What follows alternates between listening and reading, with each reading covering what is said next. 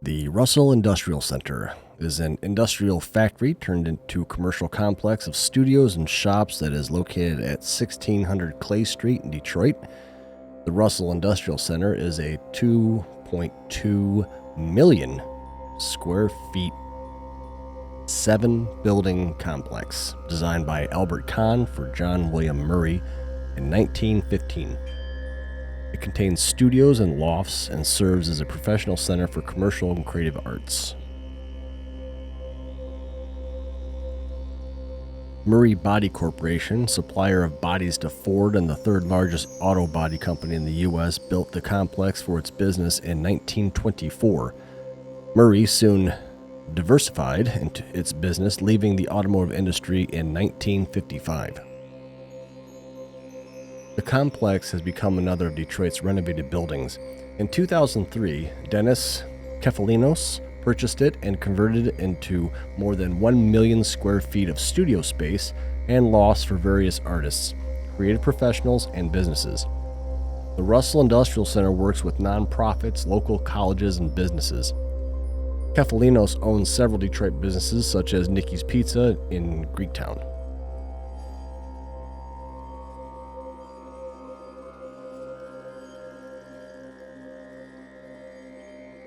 Little history about the Russell Industrial Center. I've been trying to get down and record this building for 3 years. I just was able to do it not that long ago.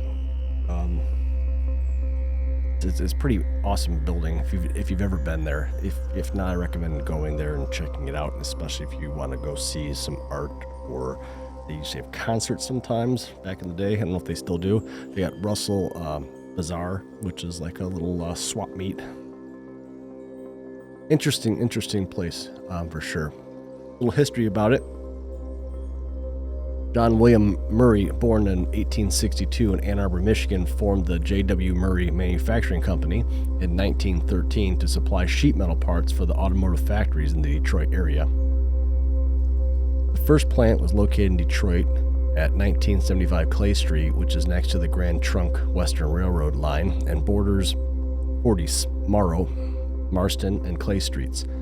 Murray Manufacturing began manufacturing automobile bodies, stamped fenders, hoods, cowls, and frames. The growing demands for customers such as the Dodge Brothers, Ford, Lincoln, Crosley, Willis, Hudson, Humpmobile, King, and Studebaker led Murray to expand his operations. In 1915, Murray hired architect Albert Kahn to design a large industrial center to meet the demands of Detroit's growing automotive industry. Kahn was one of the Detroit's foremost industrial architects, known for his large concrete reinforced automobile factories. His design was strong, fireproof, and expensive to construct, and opened up by eliminating heavy obstructive columns. Another characteristic was providing a large amount of windows and gaslight to give factory workers an ample amount of natural light.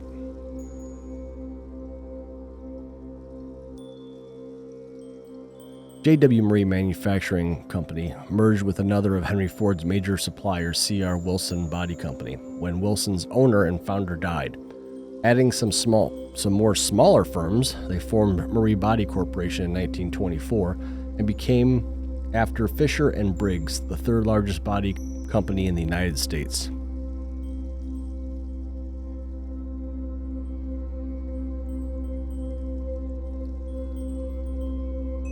In the 1940s, Murray Corporation manufactured military supplies, airplane wings, and other components of the fighter bomber planes and washing machines for Montgomery Ward. When the war came to an end, expressways opened up the city of Detroit to the surrounding suburbs. This led to suburbanization and another recession for Murray Corporation. Murray Corporation continued manufacturing automotive parts until 1955. In 1960, Packard Properties renamed the complex Russell Industrial Center and began leasing out space, describing the complex as an 11-plant apartment house for industry. At that time, tenants already included 60 manufacturing and distribution firms, and more than 500,000 square feet remained available. A later owner of the Russell Industrial Center was Leona Helmsley, who purchased the complex in 1970 and sold it in 1991 to printer Winter Swan.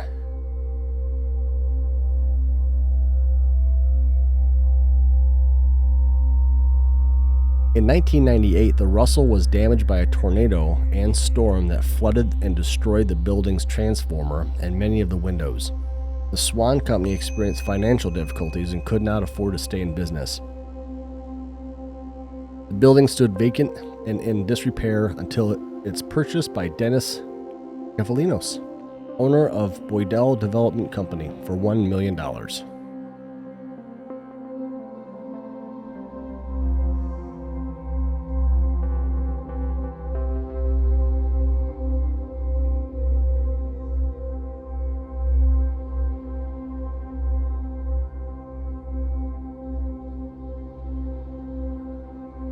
Due to safety code violations, the building has been ordered vacated as of February 21, 2017. By 2018, issues with the city had been resolved and the Russell Industrial Center transformed into a center for small businesses in the arts. It is currently home to over 100 small businesses and artists. Since the structure of Kahn's building was made of concrete and was covered in windows, Kefalinos decided that it would be suitable for art studios and began plans to create several lofts for studio space. His efforts are an example of urban development in Detroit. His plan to transform an industrial building into lofts and promote the arts is recognized as one of the many urban renewal efforts in the city of Detroit.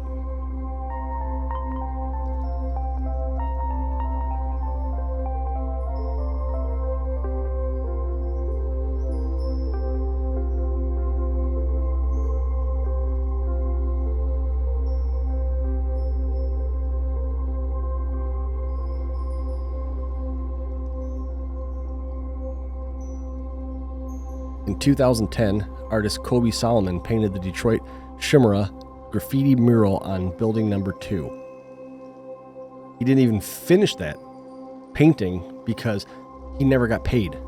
So that's a rip.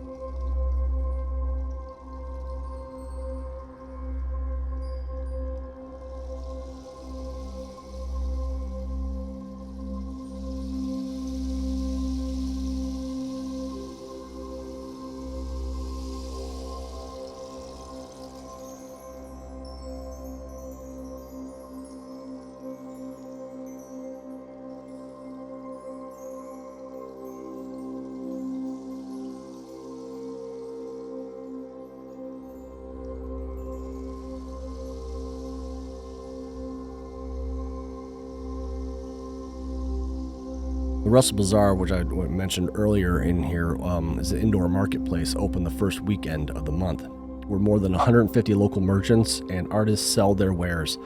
Booth rentals is available for a small fee. Final approval by management ensures customers have a variety of goods to choose from. Preference is given to booths selling original or unique merchandise. Each month, a booth is offered for free to raise money for the nonprofit group, the Russell Industrial Center for Creative Studies.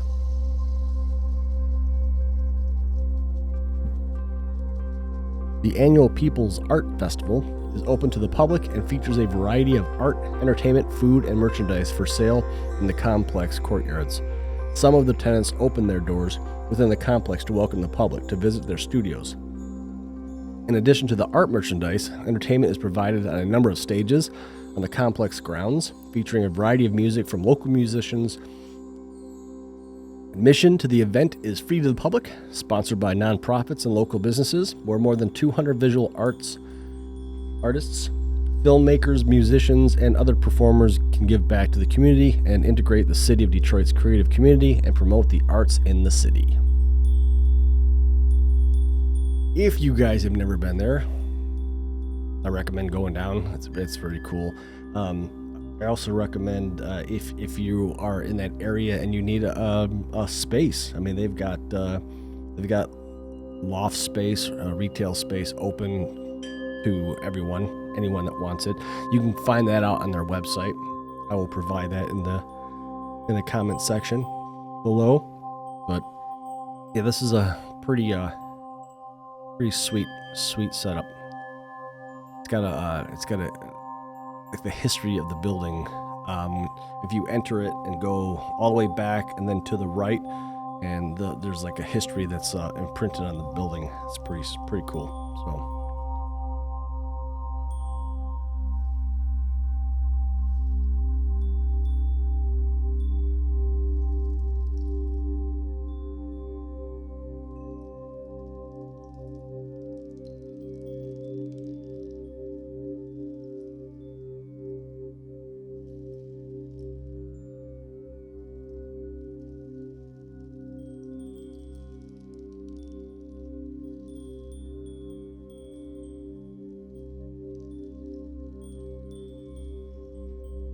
I do a lot of these drone videos down Detroit and around. It doesn't matter really. It's Michigan, what have you. If you have any idea of any spots that would be very cool to do a video of, and make some kind of comments of whatever we're shooting, please leave the name of where you think I should go in the comments, and maybe I can do that in the future. I appreciate it.